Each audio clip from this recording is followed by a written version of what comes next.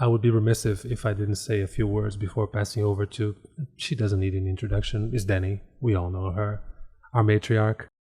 But we'll be talking about quests today, and I thought we did a warm-up exercise, like really quick. I would invite everybody first to meditate on the image of a mountain. Let's just reflect on it a little bit, if you will.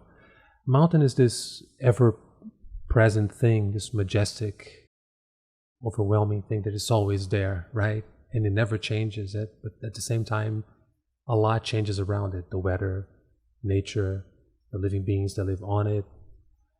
But the thing with mountains is that, like the air we breathe, because it's such a permanent thing in our lives, sometimes we tend to forget it exists. It's just there, always, a constant. And honestly, I think this is a proper metaphor for particularly Danae and Dark Elf Guy, right? I mean, these two are such bedrocks of stability in terms of their delivery.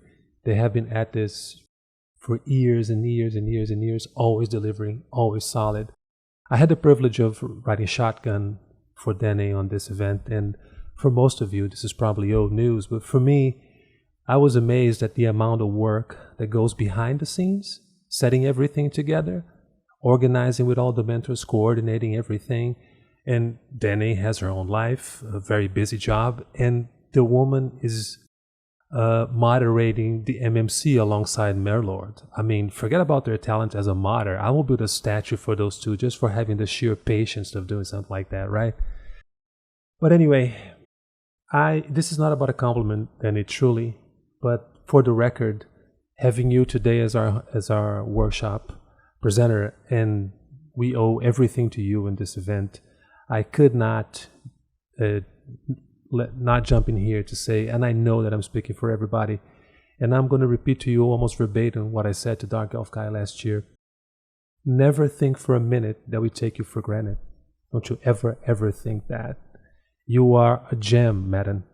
We truly appreciate you, and we love you. We absolutely love you. Thank you for everything that you've done, that you do, and that you will keep doing.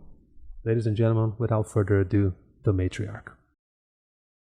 Thank you so much. I don't have the camera on, but I'm pretty sure I'm blushing a little bit. Yes, I agree. Herd has to be a spokesperson for as many people and things as he can. He's amazing. Like, he got me emotional. Thank you so much, everyone. I don't mind turning my webcam, honestly, because my face is not a big secret, though I haven't done my hair today. And also we'll be focusing on the construction set, so maybe it's not that important. And I don't even have a latte to show you. So instead, I'll be sharing my screen immediately, so that's done. Screen, this one, and then I'm gonna plop you right here in the corner where I can see you. Move stuff around. Here we go. All right. When can Latte do a workshop? Latte is really tired. He does tons of live stream and he stays there for hours on like a statue. So, he can't do the workshop right now. He's gone. Let me plop a little bit of music. Tell me if the music is too loud compared to my voice and I'll turn it down. The only reason why I put the music is because I don't want to have too much work editing the videos. Though tonight Herd is editing the videos, so there we go.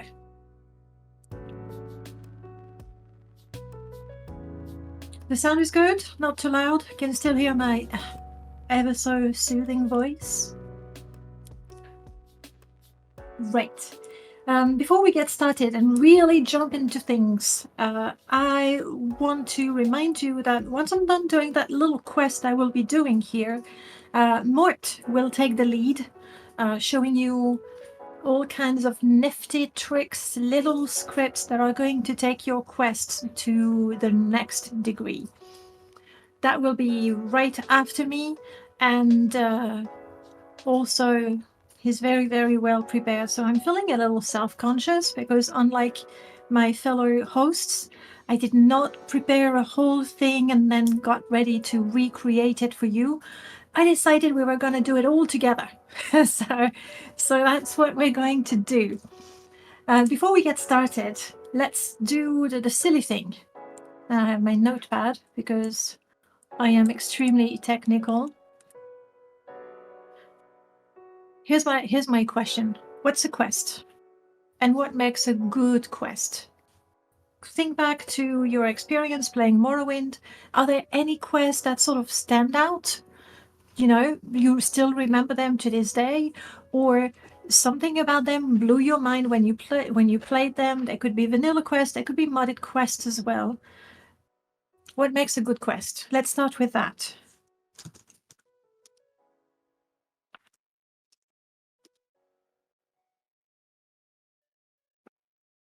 Kill rats in Balmora. That's an example of a good quest, or not? So note to self: we'll make more a kill rat quest. Debatable, right?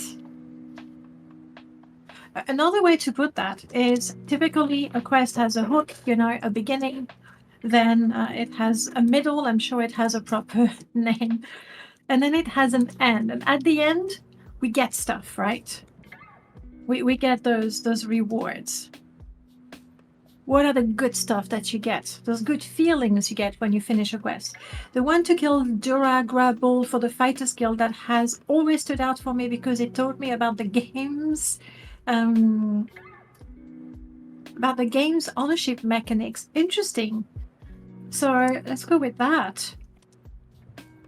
Learn something about the game.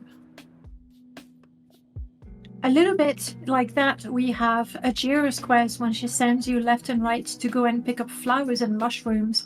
It's not that the quest is super exciting. Like you go back to the Bitter Coast or you go to the Escadian Isles, you pick up flowers, you pick up mushroom, you come back. But it's interesting because it sends you to explore the region or to take a better look at it. She tells you about the different effects that the plants have. You learn stuff about the game, how to be better at the game in particular. The Nord Burial, what about it made it special for you, Voig?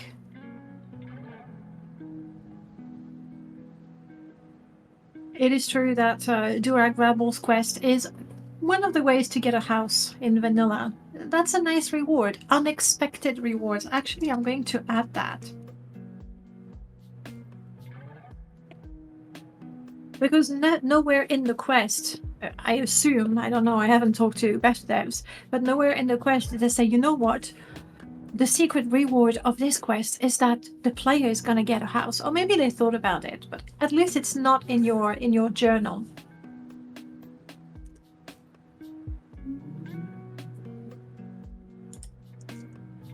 Obviously, I'm not going to list them so much, but we have get item, get spells, get skills, get, what do we get in Morrowind? Disposition. Those are all the sort of rewards we're used to getting in a game.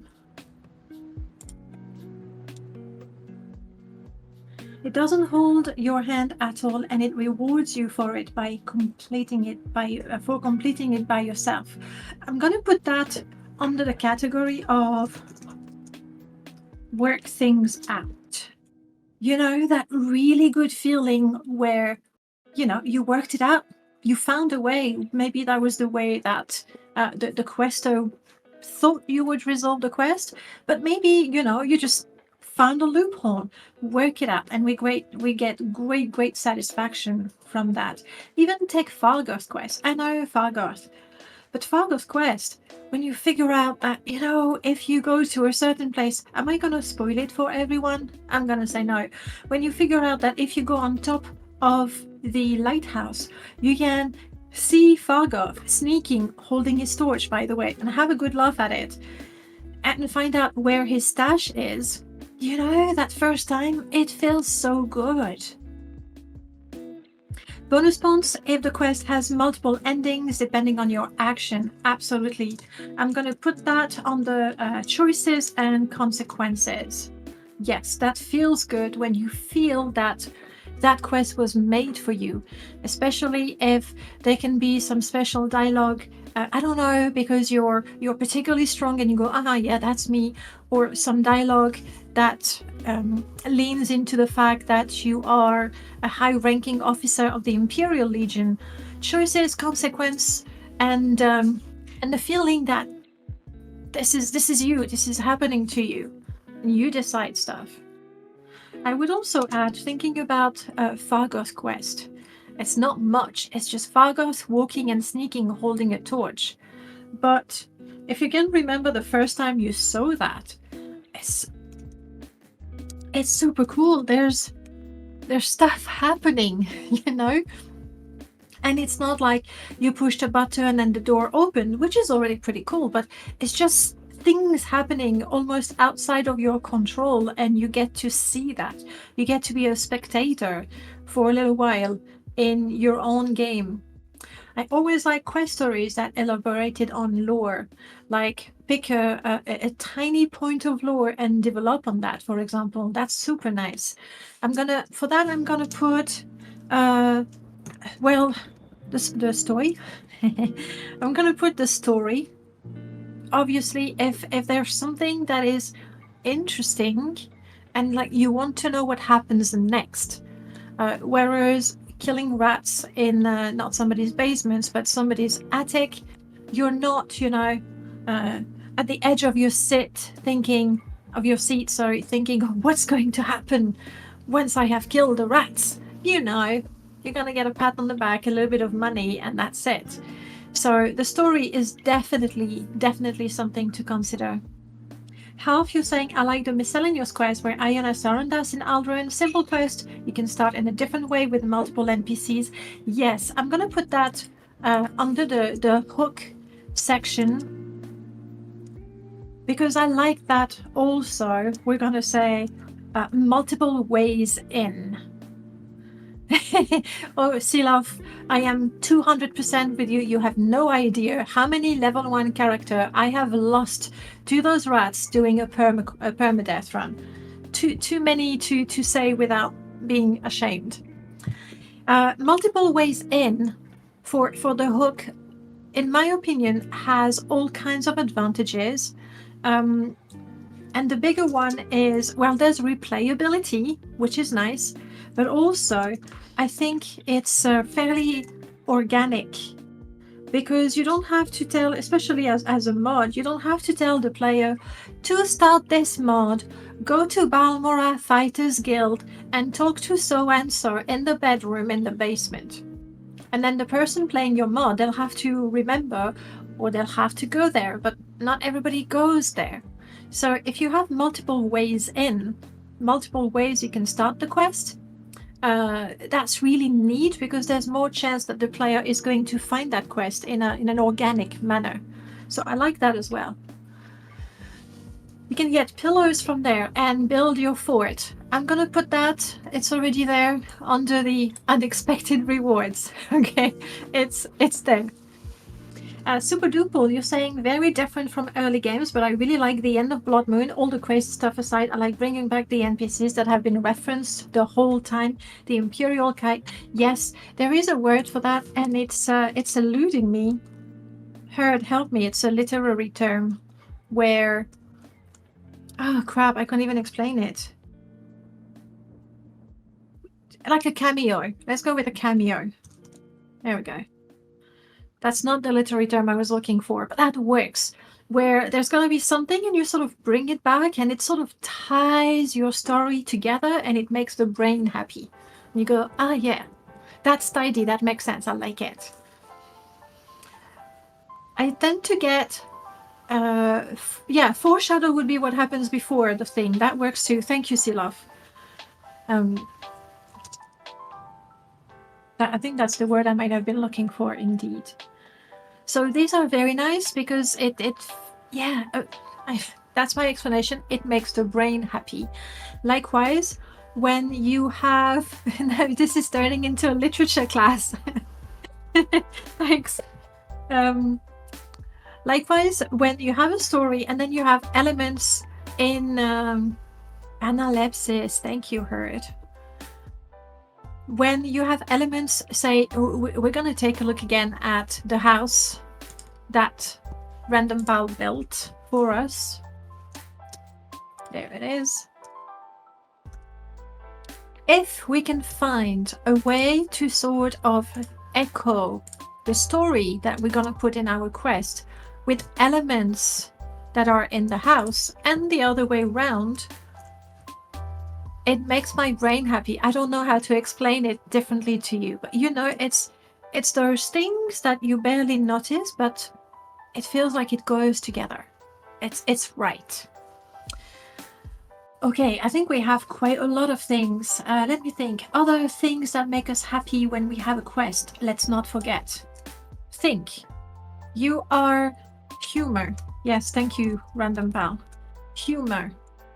Especially when every once in a while you have a character that doesn't take itself too seriously, or when you know that the devs or the modder is not taking their quest and themselves too seriously and allow a little bit of humor, occasionally maybe breaking the fourth wall.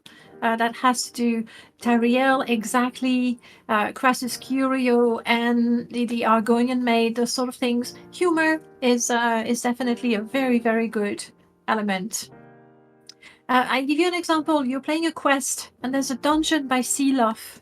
Even if it's a silly fetch quest or kill quest, what's the real reward of that quest? Really? Really? Even more than the super magic sword that you may or may not get at the end, the epic fight that you may or may not have. I'm gonna wait to type it. This is a quiz, guys. Exploration. Absolutely. And Vista, because landscaping, like a little feature of the landscape, can bring so much joy. Remember the quest, and again, I don't think I'll be spoiling it for you. Think of the Redoran quest. I know, already you're like, oh no. The Redoran quest where you have to kill the slaughterfish, bluefin. You see that quest? For me, the first time, I swam just a little bit too far looking for that fish, and I found that little island. If you've seen it, you'll know the one. Tiny little island. There's a camping site. There's a little waterfall. It's just lovely. And finding that little island for me was the real reward of that stupid go kill a fish quest. So exploration and Vista, definitely there. Prof, very true. This is one of the Easter eggs in Morrowind.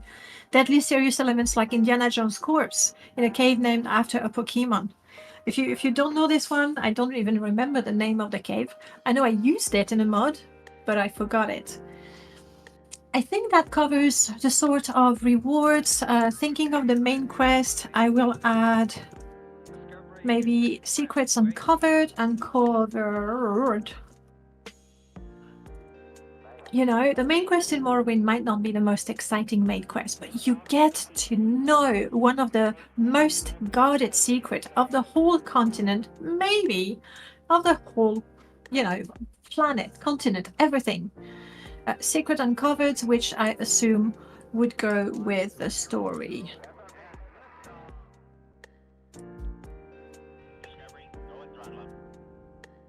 Oh, that could be. That could be. It's funny. Like, have those little references. It could be pop culture. It could be memes. Why not?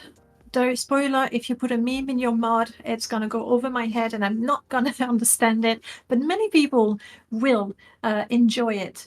I'm going to add writing, because good writing is definitely something that's going to take your quest to the next level. All right.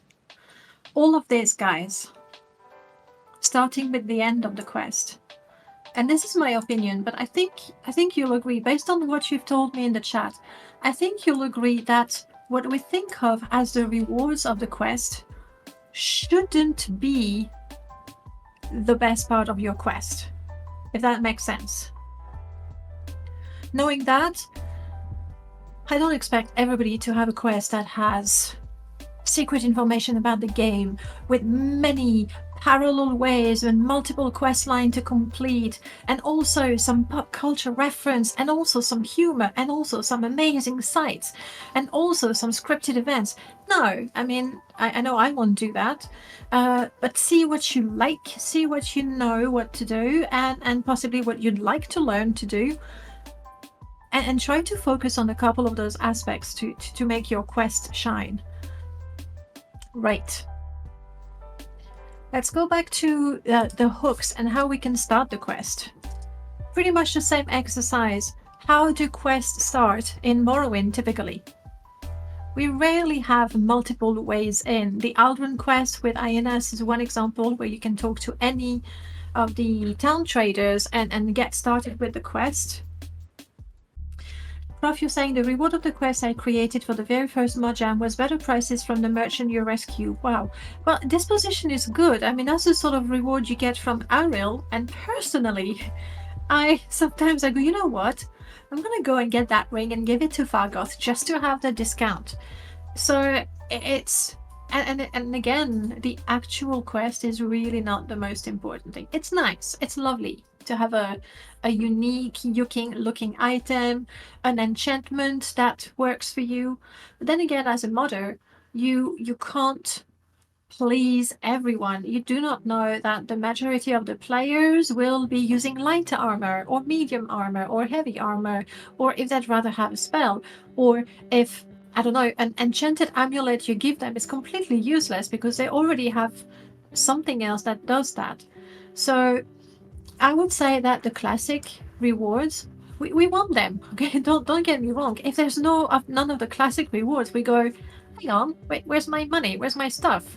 I killed your rats. I found your lost amulet. So we want them. But those items will never be like grand. It's a quest. I mean, I'm gonna use a cliche there. It's the journey that matters, not the destination, right? Back to the hook, or how we get the quest started. What happens in Morrowind? How do we start quests usually? This is a pop quiz on Morrowind. Do you know Morrowind? Anyone who fails to answer at least 50% of the questions correctly will be kicked out of MMC. It's not true. Just in case you were wondering. Not happening. Dialogue. Yeah, dialogue, there's a couple of things that happen. Forced greeting, notes. Topic link from a greeting.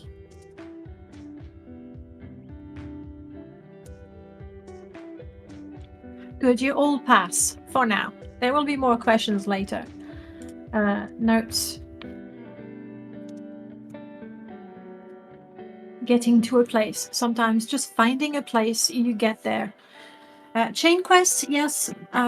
We're gonna keep it simple, but obviously one quest that leads into another is nice. In fact, I find it especially nice when you're on a quest doing something, and on the way, kinda, you find something. And this is the beauty and the curse of Morrowind, I think.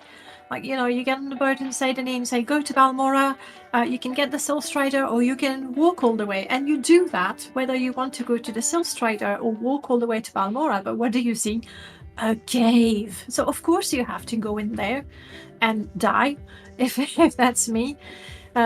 This is I think it's a clever, very clever design on Bethesda's part, where they give you a quest that sends you somewhere, knowing very well that going there or doing that quest, you're going to come and find something else to do. Or maybe it's just because I love Morrowind, but I think that's cool. Right. So what are we going to do today? Because we have to make a quest. We'll get a couple of quests in. Super simple. It's not going to be fancy. The fancier stuff, Mort will have you covered, okay? We're gonna have something with a topic that is triggered not by a note, but by an item. That is fine.